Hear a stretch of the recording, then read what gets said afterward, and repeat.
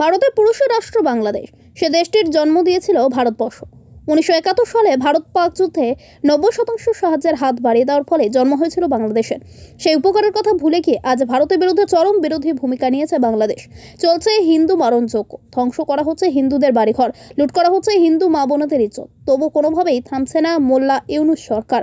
মোল্লা ইউনুসের আঙ্গুলি হেলনে বাংলাদেশে লাগাতার হিন্দু নির্যাতন এবং বিনা দোষে হিন্দু সনাতনী সন্ন্যাসী চিন্ময় কৃষ্ণ প্রভুকে জেলে আটকে রাখার প্রতিবাদে রবিবার বিকেলে ধলাই জেলার গণেশপুর মহকুমার বিশ্ব হিন্দু পরিষদের অন্তর্ভুক্ত হিন্দু সংঘর্ষ সমিতির উদ্যোগে বাজার এলাকায় একটি বিক্ষোভ র্যালি অনুষ্ঠিত হয়। র্যালি শেষে বাজারে স্কুল চৌমুহনীতে অনুষ্ঠিত হয় পথসভা। পথসভায় বিভিন্ন অংশের নেতৃত্বরা উপস্থিত ছিলেন। বাংলাদেশে হিন্দু নির্যাতন এবং বিনা দোষে চিন্ময় প্রভুকে আটকে রাখার প্রতিবাদে সরব হন সংশ্লিষ্ট সংগঠনের নেতৃত্বরা।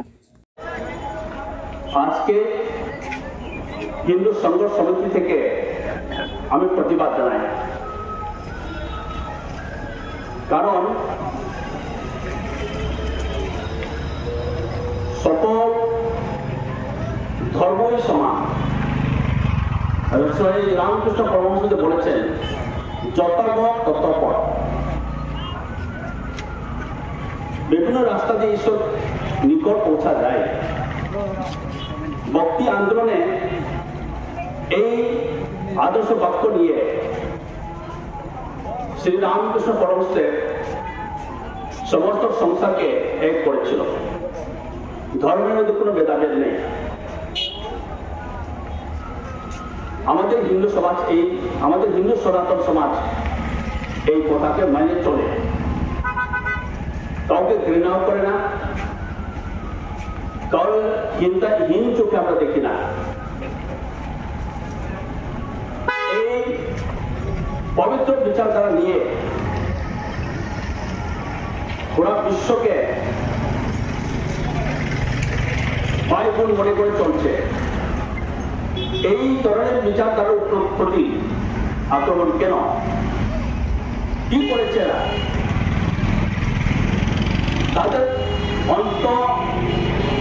অন্তরে বসুধৈবকুটুম্বকম, সারা বিশ্বে আমার ভাই বোন, আমার আত্মীয় স্বজন, এই মেনেছে বলেই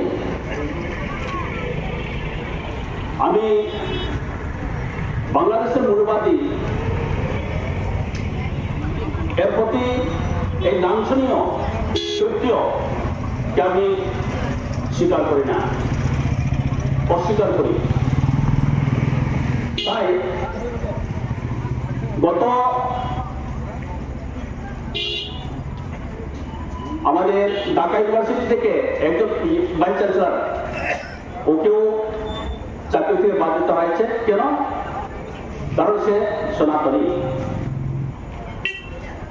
এভাবে একজন শিক্ষককে, একজন হিস্ট্রিতে অধ্যাপককেও হিন্দু কারণে ওকে পদত্যাগ করতে হচ্ছে। যদি মুসলমান বড় গ্রহণ করো তাহলে ওকে চাকরি থাকতে পারবে। এভাবে লাঞ্ছনা দিতে চলেছে। মা ভাই বোন সমস্ত হিন্দু সমাজ, সেখানে সমস্ত সনাতনী সমাজ, যেমন বৌদ্ধ মন্দিরকেও ক্ষতিগ্রস্ত করা হয়েছে, জৈন ধর্মের আমাদের সনাতনী লোক রয়েছে, সেখানেও ওদেরকেও লাঞ্ছনা করা হয়েছে।